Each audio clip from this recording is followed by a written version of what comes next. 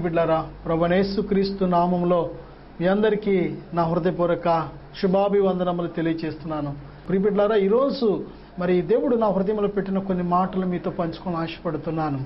అది దేని గురించి అంటే ఒంటరితనము అనే అంశముపై మీతో మరి ఈ యొక్క అనేక మాటలు పంచుకొని ఆశపడుతున్నాను. ప్రియబిడ్డలారా, ఈ లోకంలో మరి ఒకసారి మనం మనిషి యొక్క జీవితాన్ని ఆలోచన చేసినట్లయితే బైబిల్ గ్రంథంలో దేవుడు ఆదాముని చేసిన తర్వాత దేవుని యొక్క ఉద్దేశంలో, దేవుని యొక్క ప్రణాళికలో యొక్క ఆదాము ఎలాగుండాలి, అసలు ఎవరితో ఉండాలి, లేకపోతే ఆదాము జీవితం ఏ విధంగా ఉండాలనేది దేవుడు, మహాజ్ఞాని అయిన దేవుడు తన ముందుగానే మన కోసం ఒక ఉన్నతమైన ఆలోచన కలిగి ఉన్నాడు. ఆయన ఆదాముని గురించి ముందుగానే ఆలోచన చేశాడు. ఆలోచన చేసి ఆదాము యొక్క రాబోయే జీవిత దినాల్లో కూడా ఆదాము క్షేమంగా ఉండాలి అంటే, సంతోషంగా ఉండాలి అంటే, ఆరోగ్యంగా ఉండాలి అంటే, లేకపోతే అన్ని విధాల ఆశీర్వాదకరంగా ఉండాలి అంటే ఆదాము ఒంటరిగా ఉండటం మంచిది కాదు అని దేవుడు నిర్ణయం చేశాడు. ప్రియబిడ్డ, దేవుడు ఎంత గొప్ప ఆలోచన మరి జ్ఞానము కలిగిన వాడో, ఆయన ఆలోచనలకు కానీ ఆయన జ్ఞానానికి కానీ మరి మించిన వారు ఎవరు కూడా లేరు. దేవుడు చేసింది ఏదైనా పలానది పొరపాటు ఉంది, పలానది లోపం ఉన్నది, పలానా విషయంలో దేవుడు తేడా చేశాడని చెప్పడానికి ఎవ్వరూ కూడా మరి ప్రియబిడ్డలారా అటువంటి అవకాశం దేవుడు ఇవ్వలేదు. ఎందుకంటే దేవుడు మంచి దేవుడు. ఆయన ఎల్లప్పుడూ కూడా దేవుడు సృజించిన ఆయన బిడ్డలైన మనలకు మేలు చేసే దేవుడే కానీ మరి ఎల్లప్పుడూ కూడా ఆశీర్వదించే దేవుడే కానీ కీడు చేసే దేవుడు ఎంత మాత్రమూ కాదు. అందువలనే ఆయన మేలు చేయవాడని బైబిల్ చెబుతుంది. ప్రియబిడ్డలారా, మరి అటువంటి మేలు చేసే దేవుడు, మన సంతోషాన్ని, మన క్షేమాన్ని, మన బాగోగులను కోరుకున్న దేవుడు ప్రియబిడ్డ ఆ యొక్క ఆదాముని గురించి చెబుతున్న మాట ఏమిటంటే నరుడు ఒంటరిగా ఉండుట మంచిది కాదు అని దేవుడు చెబుతున్నాడు. ప్రియ సహోదరుడా, సహోదరి, మరి ఏమి చేశాడు దేవుడు? ఒంటరిగా ఉండటం మంచిది కాదు అని దేవుడు ఏం చేశాడంటే ఆదాము కోసం సాటి అయిన సహాయాన్ని దేవుడు చేశాడు. ప్రియబిడ్డ ఆలకించండి. ఈ రోజుల్లో మానవ జీవితాలు మనం చూసినట్లయితే మరి ఈ వివాహ వ్యవస్థ అనేది, లేక కుటుంబం అనేది, లేక భార్య భర్త అనే ఈ ఒక్క బంధము ఈ ప్రపంచంలో దేవుడే సృజించి ఇచ్చాడు. నరుడు ఒంటరిగా ఉండటం మంచిది కాదు అని, పురుషుడు ఒంటరిగా ఉండటం మంచిది కాదు అని తన కోసం సాటి అయిన సహాయాన్ని దేవుడు సృజించి ఇచ్చాడు. స్త్రీ ఒంటరిగా ఉండటం మంచిది కాదు అని ఆ స్త్రీ కోసం తన ఏ యొక్క ప్రక్కటెముకలో నుంచి తీయబడినదో, ఏ శరీరములో నుంచి తీయబడినదో తన శరీరమైన ఆదామును తన జీవిత భాగస్వామిగా తనకు తోడుగా ఉండడానికి దేవుడిచ్చాడు. అంతేకాదు, ఇచ్చిన దేవుడు ఆదాముకి కొన్ని బాధ్యతలు ఇచ్చాడు, అవ్వముకు కొన్ని బాధ్యతలు ఇచ్చాడు. ప్రియబిడ్డలారా, వారి యొక్క బాధ్యతలు, ధర్మాలు, వారికి ఇచ్చిన ప్రతి యొక్క ఆజ్ఞలను చేపట్టినప్పుడు ఆ యొక్క ఒంటరితనం అనేది వారి జీవితంలో ఏమాత్రం ఉండదు. భార్య భర్త ఒక్క శరీరము, వారి ఇద్దరు మనుషులంటే విడివిడిగా ఉంటారేమో కానీ ఆ యొక్క మరి దేవుడు వారిని ఎలా చేశాడు అంటే ఒక్క శరీరముగా దేవుడు చేశాడు. నీ జీవితంలో ఒకవేళ ఇంకా అవివాహితుడిగా నువ్వు ఉన్నట్లయితే ఏమాత్రం నీవు కలవరపడవలసిన పని లేదు, బెంగపడవలసిన పని లేదు, లేకపోతే భయపడవలసిన పని లేదు. నీవు ఒంటరిగా ఉండటం మంచిది కాదని దేవుడే ముందుగానే ఎరిగిన దేవుడు నీ కోసం సాటి అయిన సహాయాన్ని, సాటి అయిన జీవిత భాగస్వామిని ఎక్కడో చేసి ముందుగానే ఉంచాడు. కాబట్టి నువ్వేమాత్రం భయపడద్దు. అయితే ఆ యొక్క దేవుడు నీ కోసం దాచించిన ఆ జీవిత భాగస్వామిని పొందుకునే వరకు కూడా పరిశుద్ధంగా జీవించవలసిన బాధ్యత నీదే. దేవుని దృష్టిలో యోసేపు వలె నమ్మకస్తుడిగా, పరిశుద్ధుడిగా జీవించవలసిన బాధ్యత నీదే. దేవుడు నీకు ఇచ్చిన ఆ యొక్క పరిశుద్ధ జీవితాన్ని, నీ యొక్క నీతి జీవితాన్ని దేవుని యొక్క మార్గములో జీవిస్తూ నడుస్తూ కాపాడుకోవలసిన బాధ్యత నీదే. ప్రియ దేవుని బిడ్డలారా, ఈ యొక్క సమయంలో ఒంటరితనం అనేది అది ఏమాత్రం మంచిది కాదు అని ఎరిగిన దేవుడు ఏం చేశాడంటే మరి ఈ యొక్క ఆదాము అవ్వమ్మలు ఏదో ఒక రోజుని వృద్ధాప్యంలోకి వస్తారు. కనుక వారికి ఈ లోకంలో, ఈ భూమి మీద ఈ యొక్క జీవము, జీవజాతులు మరి ఎల్లప్పుడూ కూడా జీవంతో ఉండాలి అంటే ఈ జీవజాతులను ఈ భూమి మీద ఏలుబడి చేయడానికి, ఈ భూమి మీద సమస్త పనులను చేయడానికి మానవుడు ఉండాలి గనుక ఆ మానవుడికి ఒక తోడు ఉండాలని అవ్వమని చేసిన దేవుడు, ప్రియబిడ్డలారా, దేవుడు ఏం చేశాడంటే వీరు ఏదో ఒక రోజున వృద్ధాప్యానికి వచ్చినప్పుడు వీరికి ఎవరు తోడు కావాలి అంటే బిడ్డలు తోడు కావాలి అని దేవుడు వారికి బిడ్డలు కూడా కలుగ చేశాడు. సంతానం బిడ్డలు కలుగ చేయడంలో దేవుని ఉద్దేశాలు చాలా ఉన్నాయి. ఒకటి, తల్లిదండ్రులైన ఆదాము అవ్వమలకు వారి వృద్ధాప్యంలో తోడుగా ఉండాలని, రెండవదిగా ఈ భూమి మీద సంతతిని కొనసాగించాలని, దేవుని నామాన్ని మహిమపరిచేవారు దేవుని స్వరూపంలో దేవుని పోలికగా ఉన్న బిడ్డలు ఈ భూమి మీద ఎల్లప్పుడూ ఉండాలనేది దేవుని ఉద్దేశం. ప్రియ సహోదరుడా, సహోదరి, ఆలకించండి. దేవుడు ఎంత మంచి దేవుడో.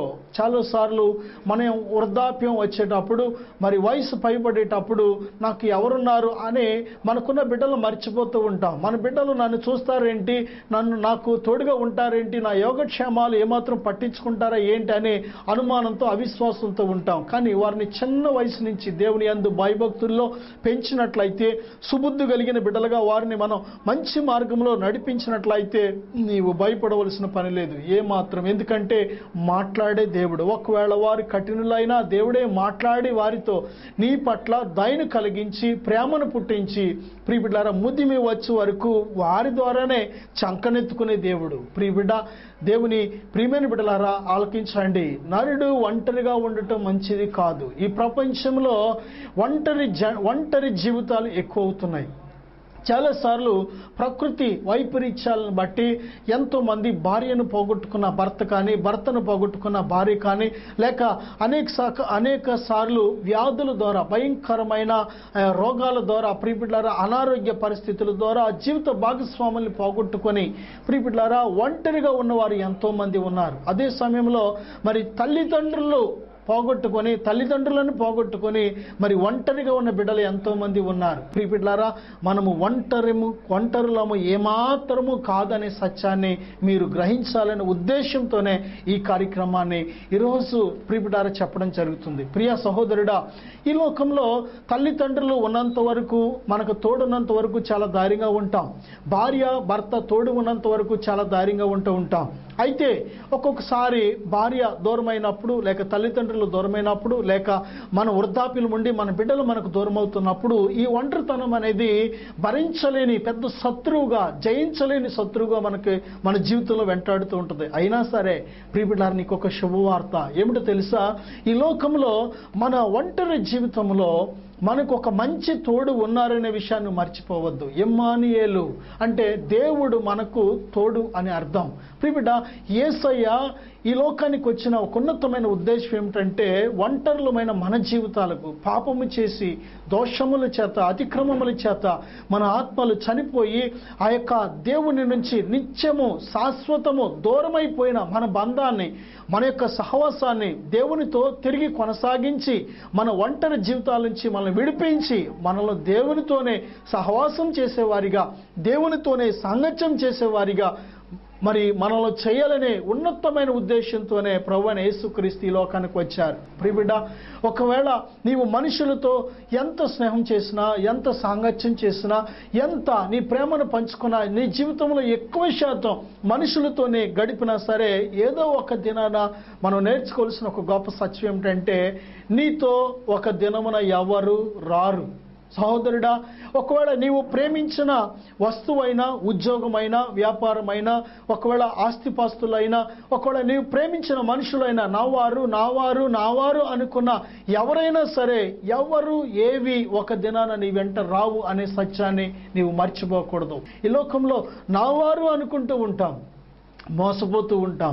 లేకపోతే నాకు ఇవి ఉన్నాయి, అవి ఉన్నాయి, ఇల్లు ఉంది, ఉద్యోగం ఉంది, డబ్బు ఉంది, లేక పొలం ఉంది, నాకు బంగారం ఉంది, లేక నాకు ఒక మంచి కారు ఉంది, లేక వాహనం ఉంది, లేక నాకు బిడ్డలు ఉన్నారు, లేక నా భార్య నాకు తోడుగా ఉంది, లేకపోతే నాకు భర్త నాకు తోడుగా ఉన్నాడు, లేకపోతే నా తల్లిదండ్రులు నాకు ఉన్నారు, నాకేమీ భయం లేదు అనుకొని చాలాసార్లు వాటి మీద ఆనుకొని దేవుడిచ్చిన విలువైన సత్యాన్ని మర్చిపోతూ విలువైన ఆశీర్వాదాన్ని మనం పోగొట్టుకుంటూ ఉంటాం. చాలాసార్లు ప్రియబిడ్డలారా, ఒక భార్య కానీ భర్త కానీ చాలాసార్లు వారి జీవిత భాగస్వాములు విడిచిపెట్టి, మా అమ్మ నాన్నుంటే నాకు చాలు, నా భర్త లేకపోయినా పర్లేదు, మా అమ్మ నాన్నుంటే చాలు, నాకు భార్య లేకపోయినా పర్లేదు అని ఒకరి మీద అనుకుని వారి జీవితాలను నష్టపరుచుకున్న వాళ్ళు ఎంతో మంది ఉన్నారు. ప్రియబిడ్డ, అలాగని మరి ఎవరిని విడిచిపెట్టాలి, ఎవరిని విడిచిపెట్టకూడదు అంటే ఎవరిని విడిచిపెట్టకూడదు. మనం కని పెంచి నీకు జన్మనిచ్చి కని పెంచి పెద్ద చేసిన తల్లిదండ్రులు ఎంతో, అన్ని విడిచిపెట్టి నేను నమ్ముకొచ్చిన నీ జీవిత భాగస్వామి అయిన నీ భార్య లేక నీ భర్త కూడా అంతే.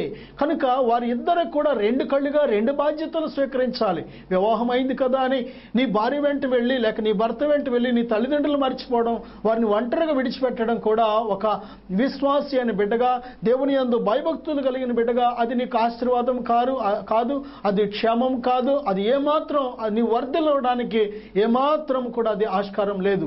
కనుక ప్రియబిడ్డలారా, ఒంటరిగా నీవు ఉండకూడదు, ఒంటరిగా ఇంకొకరిని విడిచిపెట్టకూడదు. ప్రియా సహోదరుడా, ఈరోజు నేను చూడండి, ఒంటరి వారు ఎక్కువైపోతున్నారు అనేక కారణాలను బట్టి. కొన్నిసార్లు ప్రకృతి వైపరీత్యాలను బట్టి, లేక కొన్నిసార్లు వ్యాధులను బట్టి కొద్దిమంది ఒంటరవుతుంటే, కొద్దిమంది కోరి మనస్పర్ధలు పెట్టుకొని, అనుమానాలు పెట్టుకొని, గొడవలు పెట్టుకొని, లేనిపోయిన మరి వ్యర్థమైన అనుమానాలు పెట్టుకొని, ప్రియబిడ్డలారా, వారి జీవిత భాగస్వాములు వీరు నాకు వద్దని, ఈ భర్త నాకు వద్దని, లేక ఈ భార్య నాకు వద్దనుకొని ప్రియబిడ్డలారా ఎంతో మంది ఒంటరి అయిపోతున్నారు. కానీ దేవుడు మంచి దేవుడు. నిజంగా ప్రభువా, ఇదిగో నా జీవితంలో ఎదురైన ఈ ఒంటరితనాన్ని చక్కపరచు ప్రభువా, నాకు జవాబు దాయిచ్చే నాయనా, అయ్యా ఈ ఒంటరితనాన్ని తీసిపోయి ప్రభువా అన్నప్పుడు దేవుని ప్రియబిడ్డలారా, మళ్ళీ దేవుడు నీ కాపురాన్ని చక్కపరచగలడు. మళ్ళీ నీ జీవితంలో ఎదురైన ఆ యొక్క పెనుగాలులను, తుఫానులను దేవుడు అణిచివేసి నీకు నెమ్మది కలిగిన రోజులు దేవుడు దయచేయగలడు. ప్రియబిడ్డలారా, చాలాసార్లు దేవుడు మంచి భర్తనికి ఇచ్చి ఉండొచ్చు, మంచి భార్యని ఇచ్చి ఉండవచ్చు. అయితే ఏదో చిన్న మనస్పర్ధ పెట్టుకొని చిన్న గొడవ అయ్యి ఆవిడ అమ్మగారింటికి వెళ్ళిపోతుంది. చూడండి, ఇక్కడ భర్త పరిస్థితి నరకమే. నిజంగా చాలా అవమానం, చాలా వేదన. నిజంగా మరి అదే సమయంలో మరి విలువ కూడా ఉండదు, ఏదో ఒక శోధనలో పడిపోయే అవకాశం ఉంటుంది. అలాగే ఈ భర్త మీద దెబ్బలాడి వెళ్ళిపోయి నీ ఒంటరిగా నువ్వు ఎక్కడ ఉన్నా, ఒకవేళ నువ్వు తల్లిదండ్రుల దగ్గర ఉన్నా, లేక నువ్వు అన్నదమ్ముల దగ్గర ఉన్నా, లేక నీ అంతటా నీవు నీ శక్తి సామర్థ్యాలతో బ్రతుకుచున్నా, నీకు విలువ ఉండదు, నీకు క్షేమం ఉండదు. అక్కడ ఏదో ఒక శోధన, అపవాది ఏదో ఒక రూపంలో ఒంటరితనంగా నువ్వు ఎప్పుడైతే ఉంటావో, నీ భర్తను విడిచిపెట్టి, లేక ప్రియబిడ్డలారా నీ జీవిత భాగస్వామిని విడిచిపెట్టి నువ్వు ఎప్పుడైతే ఒంటరి జీవితానికి అలవాటు పడుతూ ఉంటావో, సాతానుగాడికి ఎర్రగా నువ్వు దొరికిపోతూ ఉంటావు. చూడండి, అవ్వమ్మను ఆదామును శోధించాలని సాతానుగాడు గురిపెట్టుకున్నాడు. అయితే ఇద్దరిని ఒకేసారి శోధిస్తే మరి బాగుంటుందా, లేక ఆదాముని శోధిస్తే బాగుంటుందా, లేక అవ్వమ్మని శోధిస్తే బాగుంటుందా అని వాడు ముందుగానే చాలా ఆలోచన చేసుకున్నాడు సాతాను. కాబట్టి వాడు ఆలోచనలో వాడికి తెలియదు ఏంటంటే, ఆదాము దేవునితో ముఖాముఖిగా సహవాసాన్ని, సంభాషణను కలిగి ఉన్నాడు. కాబట్టి ఏమాత్రం ఆదాముని మోసం చేయడానికి అవకాశం కుదరదు. ఎందుకంటే ఒకవేళ శోధించినా వాడు ఓడిపోయే అవకాశం ఉంటుంది. దేవునితో సహవాసం చేసేవాళ్ళు ఒంటరిగా ఉన్నా కానీ ప్రియబిడ్డలారా, వారిని శోధించడం ఏమాత్రం సాతానికి ఏమాత్రం మరి వాడి వల్ల కాదు. అలాగే ఒకవేళ అవ్వమ్మ ఆదాము ఇద్దరు ఉన్నప్పుడు వెళితే, ఒకవేళ ఆదాము కొంచెం బెండైనా ఆదాము ఏం చేస్తాడంటే తన భార్యను రక్షించుకోవడం కోసం ఏం చేస్తాడంటే వెంటనే పోరాడే అవకాశం ఉంటుంది. అవ్వమ్మని ఒంటరిగా శోధిస్తే, ఒంటరిగా ఉన్నప్పుడు ఆదాము నుంచి ఎటువంటి ఒత్తిడి ఉండదు. అవ్వమ్మ మరి దేవుడు చెప్పిన మాటలు ఆదాము ద్వారా విన్నది, కానీ దేవుడి నుంచి డైరెక్ట్గా వినలేదు. కాబట్టి ప్రియబిడ్డలారా, ఆ యొక్క అవ్వమ్మను మరి శోధించినట్లయితే మనం అతి సులువుగా జయించవచ్చు అనే ఆడి యొక్క ఆలోచన ప్రియబిడ్డలారా చూడండి ఎంత గొప్పది.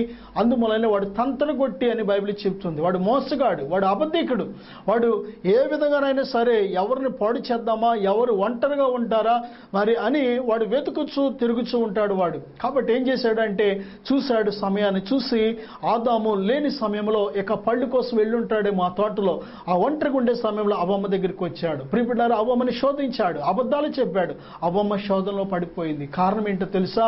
తనకి దేవునితో సహవాసం కలిగిన ఆదాము కొంచెం దూరంగా ఉన్నాడు ఆ సమయంలో భౌతికంగా. అంతేకాదు ప్రియబిడ్డలారా, అవ్వమ్మ సాతాను యొక్క శోధనలో పడిపోవడానికి కారణం ఏంటో తెలుసా? తన యొక్క భర్త తనకు దూరంగా ఉండడమే. ప్రియబిడ్డలారా, ఈ రోజు రోజున ఎంతోమంది భార్య కానీ భర్త కానీ ఒంటరిగా ఉన్నట్లయితే నీ ఒంటరి జీవితం నువ్వు చేతులారా నీవే కొని తెచ్చుకున్నట్టు లెక్క. ఒకవేళ నీ భార్య భర్తల మధ్య ఏదైనా సమస్య వస్తే, ఏదైనా ఎడబాటు వస్తే, ఏదైనా ఒకళ్ళ మనస్పర్ధలు వస్తే బైబిల్ చెబుతుంది కదా, సూర్యుడు అస్తమించే లోపే నువ్వు క్షమించాలి, మర్చిపోవాలి, తిరిగి సమాధాన పడాలి వారితో.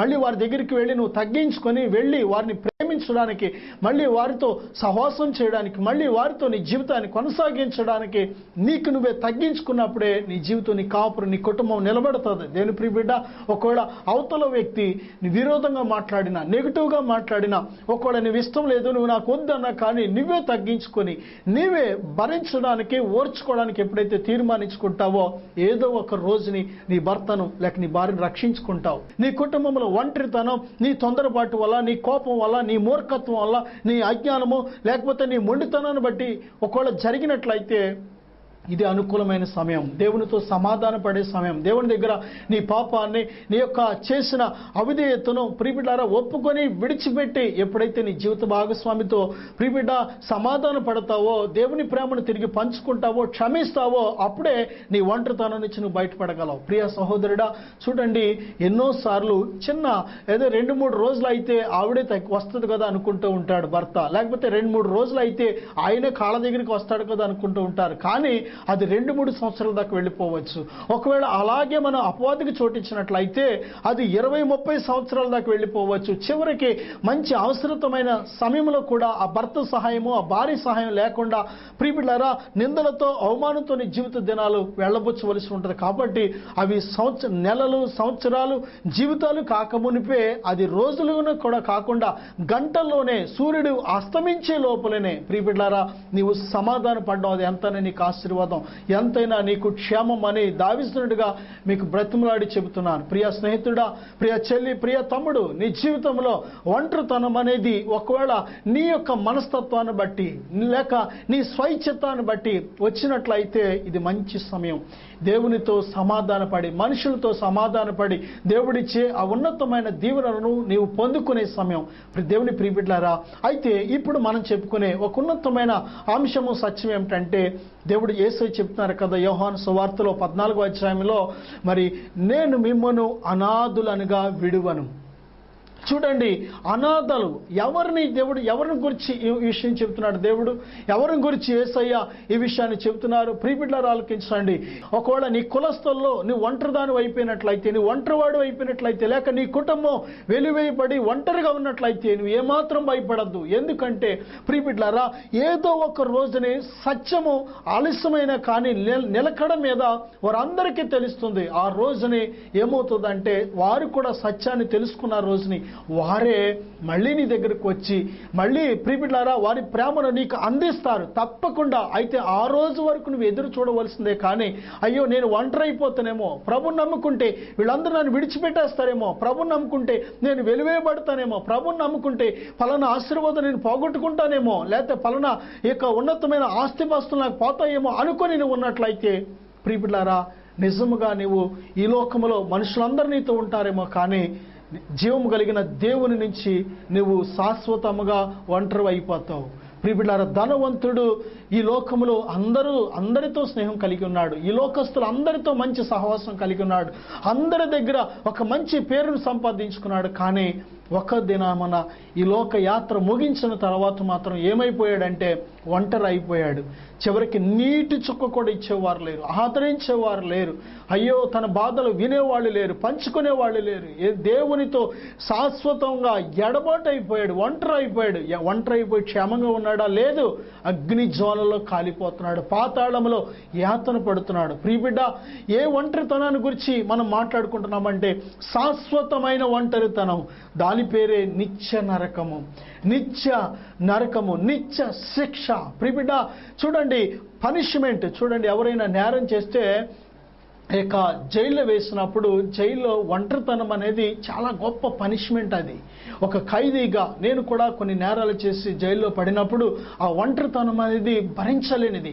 అది నిజంగా ఎంత శత్రువు అంటే మనతో ఒక కత్తితో కర్రతో ఫైట్ చేయడానికి వచ్చిన శత్రువుతో పోరాడడం చాలా సులువే, కానీ ఎవ్వరూ లేకుండా ఒంటరిగా ఒక గదిలో బ్రతకడం అనేది, ప్రియబిడ్డ 4 గోడల మధ్య బ్రతకడం అనేది, లేకపోతే నువ్వు ఒంటరిగా రోడ్డు మీద ఉన్నా ఎక్కడ ఉన్నా సరే ఏ మనుష్యుడు నీతో మాట్లాడకుండా నువ్వు ఉన్నట్లయితే, ఏ ఒక్కరు నిన్ను ఆదరించేవారు లేక, నీ యోగక్షేమాలు అడిగేవారు లేక, నీకు తన ప్రేమను పంచేవారు ఏ ఒక్కరు లేకుండా నీ ఒంటరిగా ఉన్నట్లయితే అది మహాశత్రువు. ప్రియబిడ్డ, ఈ లోకంలో ఉన్నామంటే మనకు మనుషుల నుంచి ప్రేమ కావాలి, మనుషుల నుంచి ఆదరణ కావాలి, మనుషులతో సహవాసం కావాలి.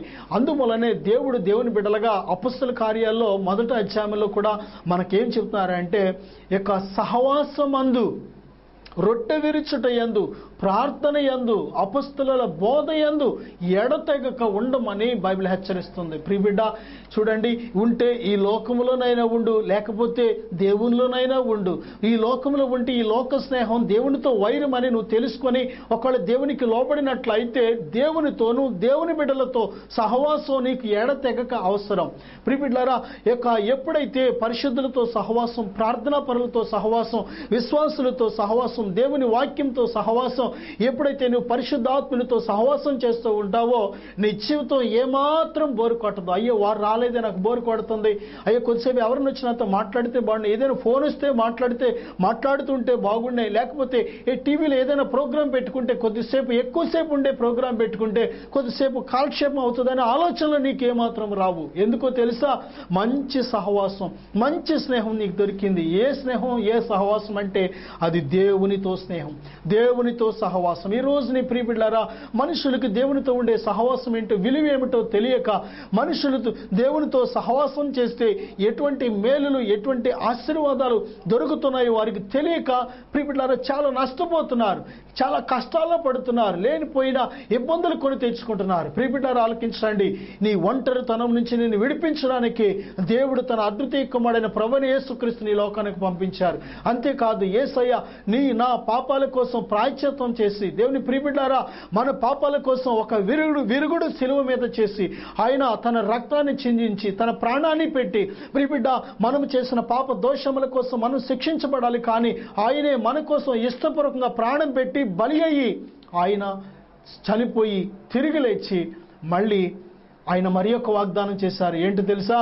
ఆయన పరిశుద్ధాత్మను మన కోసం పంపించారు. త్రిత్వ దేవునిలో 3వ వ్యక్తి అయిన ప్రియబిడ్డలారా, ఆ యొక్క పరిశుద్ధాత్మ దేవుడు నీతో నాతో ఎల్లప్పుడూ ఉండడం కోసం మనలో ఒక సంచకరువుగా ముద్రించి ఒక మంచి స్నేహితుడిగా జరగవ విషయాలు నీకు బయలుపరచడానికి, నీవు జీవించవలసిన జీవిత విధానం నీకు నేర్పించడానికి, ప్రియబిడ్డలారా జయించడానికి నీకు కావలసిన శక్తి సామర్థ్యతలు కలుగజేసి, ప్రియబిడ్డలారా అపవాది మీద నీకు జయం ఇవ్వడానికి, శరీరం మీద నీకు జయం ఇవ్వడానికి, లోకం మీద నీకు జయం ఇవ్వడానికి పరిశుద్ధాత్ముడు నీకు తోడుగా ఉండడానికి ఈ లోకానికి వచ్చాడు. యేసుక్రీస్తు ప్రభుని ఎప్పుడైతే నువ్వు విశ్వసిస్తావో, ప్రియబిడ్డలారా అపొస్తలుల కార్యాలు 2:38 చూసినట్లయితే యేసుక్రీస్తు ప్రభునందు ఎప్పుడైతే నువ్వు విశ్వాసం ఉంచుతావో, ఎప్పుడైతే గతించిన పాపాల కోసం రక్షణ పొందుతావో అప్పుడే పరిశుద్ధాత్మ అనే సంచకరువును, వరమును నీవు పొందుకుంటున్నావు. నీవు ఒంటరివి కాదు, ఏ మాత్రం నీవు విడిచిపెట్టబడవు, ఏ మాత్రం నీవు అనాథవి కావు. ఎందుకంటే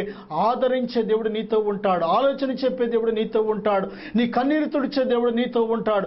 దేవుని ప్రియబిడ్డ నీకు ప్రతి విషయంలో విజయాన్ని ఇచ్చే దేవుడు నీతో ఉంటాడు. అంతేకాదు నిన్ను ఉద్ధరించే దేవుడు, నీ సంకటాలు కుదిర్చే దేవుడు, నిన్ను తలగా చేసే దేవుడు, నీ శత్రువుల్ని మిత్రులుగా చేసే దేవుడు నీతో ఉంటాడు. దేవునితో సహవాసం రుచి నువ్వు తెలుసుకున్నట్లయితే, ప్రియ చెల్లి, తమ్ముడు, ప్రియ తల్లి, నాన్న, ఇదిగో ఈ మాటలు వినిచున్నా నీవు నీ జీవితంలో ఒకవేళ ఈ రోజు వరకు దేవునితో సహవాసం వ్యర్థమనుకుంటున్నావేమో, ఎప్పుడు ప్రార్థన చేస్తే నాకు డబ్బులు ఎవరిస్తారు, ప్రార్థన చేస్తే నాకు ఉపయోగం ఏంటి, మేలేంటని ఒకవేళ అటువంటి ఆలోచన లేని మాటలు, అజ్ఞానమైన మాటలు మాట్లాడుతున్నావేమో. దేవునితో సహవాసం చేస్తే హానోకు దేవునితో నడిచాడు.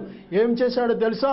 ఆదాము అవ్వమలైతే చచ్చిపోయారు, కానీ హానోకు అయితే మరణాన్ని చూడకుండా దేవునితో నడిచి వెళ్ళినట్టు ప్రియబిడ్డలారా మనం ఆలకిస్తున్నాం. దేవునితో నడిచేవాడు, దేవునితో సహవాసం చేసేవాడు జీవితం ఒక ఉన్నతమైన స్టాండర్డ్ స్టాండర్డ్స్లో ఉంటుంది. ఆత్మ సంబంధమైన ఉన్నతమైన స్థాయిలో తన జీవితం కొనసాగుతూ ఉంటుంది. ఇప్పుడు వరకు శరీర సంబంధమైన మనసుతో నడిపించబడ్డావేమో, లేక లోక సంబంధమైన మనసుతో నడిపించబడ్డావేమో, ప్రకృతి సంబంధమైన మనసుతో నడిపించబడ్డావేమో, అపవాది సంబంధమైన మనసుతో నడిపించబడ్డావేమో, శరీర సంబంధమైన మనసుతో నడిపించబడ్డావేమో. కానీ ఇది మంచి అనుకూలమైన సమయం. నీ ఒంటరి జీవితాన్ని తీసివేసి దేవుడు నీ జీవితంలోకి ఒక మంచి స్నేహితుడిగా రావాలని ఆశపడుతున్నాడు ఆయన. ప్రియబిడ్డ, నీ కన్నీరు తొడవాలని ఆశపడుతున్నాడు. నీ కుటుంబంలో, నీ జీవితంలో ఎదురైన ప్రతికూల పరిస్థితులను అనుకూలంగా మార్చాలని దేవుడు ఆశపడుతున్నాడు. ఇదే అనుకూలమైన సమయం. ఆ మంచి స్నేహితుడికి నీ హృదయాన్ని ఇచ్చినట్లయితే, ఆ మంచి యేసుక్రీస్తు ప్రభుకి నీ హృదయాన్ని ఇచ్చినట్లయితే, అది ఎటువంటి కుళ్ళిపోయిన నీ హృదయమైనా సరే, పాపముతో ఎంత భయంకరమైన దుర్వాసన వచ్చే హృదయమైనా సరే, ఆ ప్రభువైన యేసుక్రీస్తు దగ్గరికి వచ్చి, ప్రభువా ఇదిగో కుళ్ళిపోయింది నా హృదయం, చెడిపోయింది నా హృదయం, అయ్యా పగ చేత, ద్వేషము చేత, అసూయ చేత అందరితో సమాధానం లేక అందరినీ పోగొట్టుకొని ఒంటరైపోయానయ్యా, నాకు ఒక తోడుగా రండి, తిరిగి నా జీవితాన్ని ఉద్ధరించండి, నేను పోగొట్టుకున్న మనుషులందరూ మళ్ళీ తిరిగి సంపాదించుకోవడానికి సహాయం చేయండి అని ఎప్పుడైతే నువ్వు ప్రార్థన చేస్తావో, ఇప్పుడు ప్రార్థన చేస్తే ఇప్పుడే ఆ దేవుడు నీ ప్రార్థన ఆలకించి నీకు తోడుగా వచ్చి నిన్ను ఆదరించి, ప్రియబిడ్డ, నీవు పోగొట్టుకున్న ప్రతి మనిషిని తిరిగి ఇవ్వాలని దేవుడు ఆశపడుతున్నాడు. ఎంతకాలం నువ్వు ఒంటరిగా ఉంటావు, ఎంతకాలం కోపంతో, మూర్ఖత్వంతో ఏదో చేశారని ఆ జరిగిన ఆ యొక్క విషయాల్ని మనసులో పెట్టుకుని ద్వేషిస్తూ పగను పెంచుకుంటూ, ప్రియబిడ్డలారా, ఆ మనుషులకు దూరమై ఎంతకాలం నువ్వు ఒంటరిగా ఉంటావు? నువ్వు ఒంటరిగా ఉండటం ఏమాత్రం మంచిది కాదు. ప్రియ చెల్లి, ప్రియ తమ్ముడు, ప్రియ సహోదరుడా, నీ జీవితంలో ఒకవేళ నీ భార్యను విడిచిపెట్టి నువ్వు ఒంటరిగా ఉన్నట్లయితే, ఓ ప్రియ చెల్లి, నీ భర్తను విడిచిపెట్టి నువ్వు ఒంటరిగా ఉన్నట్లయితే అది ఏమాత్రం దేవుని చిత్తము కాదు. ఇదిగో తగ్గించుకో, నీవే తగ్గించుకో. ఒకవేళ నీకు విరోధంగా ఎటువంటి మాటలు అన్నా, నీ అత్తమామలు ఎటువంటి మాటలు అన్నా, నీ బిడ్డల మాటలు అన్నా, లేక నీ యొక్క తల్లిదండ్రులు ఎటువంటి మాటలు అన్నా సరే, నీ భర్త నీకు విరోధంగా ఎటువంటి మాటలు అన్నా, యేసుక్రీస్తు ప్రభుకు అప్పగించే. ఆయన చెబుతున్నారు కదా, పగ తీర్చుకుంటా నా పని ప్రభు చెబుతున్నారు. దేవుని యొక్క ఉగ్రతకు అప్పగించి, దేవుని తీర్పుగా అప్పగించి, అలాగని దేవుడు నాశనం చేసే దేవుడు కాదు. కానీ నువ్వు నిజంగా వారి క్షేమాన్ని గురించి ప్రార్థన చేసినట్లయితే వారి జీవితంలో మేలు చేసే దేవుడు. ప్రియబిడ్డ, నీ యొక్క శత్రువులని మిత్రులుగా చేసే దేవుడు. నీవు పోగొట్టుకున్న సంతోషాన్ని, సమాధానాన్ని తిరిగి ఇవ్వాలని ఆశపడుతున్నాడు ప్రభువైన యేసుక్రీస్తు. సహోదరుడా, సహోదరి, నీ కుటుంబంలో నీ ఒంటరితనం నీకేమాత్రం కూడా ఆశీర్వాదం కాదు. నీ ఒంటరితనం ఏమాత్రం నీకు విజయము కాదు. నీ ఒంటరితనం నీ బిడ్డలకు కూడా ఏమాత్రము కూడా దీవెన కాదు. దేవుని ప్రియ బిడ్డలారా, ఇది అనుకూలమైన సమయం, తగ్గించుకునే సమయం, క్షమించే సమయం, సమాధాన పడే సమయం, తిరిగి దేవుడు నీకు ఇచ్చిన ఉన్నతమైన ఆశీర్వాదాన్ని సొంతం చేసుకునే సమయం. ప్రియ బిడ్డ, ఒంటరిగా ఉండటం ఏమాత్రం దేవుని చిత్తము కాదు. చాలా మంది పెళ్లి చేసుకుంటే ఎక్కడ భార్యను పోషించవలసి వస్తుందని, పెళ్లి చేసుకుంటే ఎక్కడ భర్తకు వంట వండవలసి వస్తుందని, పెళ్లి చేసుకుంటే అత్తమామలకు భోజనం ఎక్కడ పెట్టవలసి వస్తుందని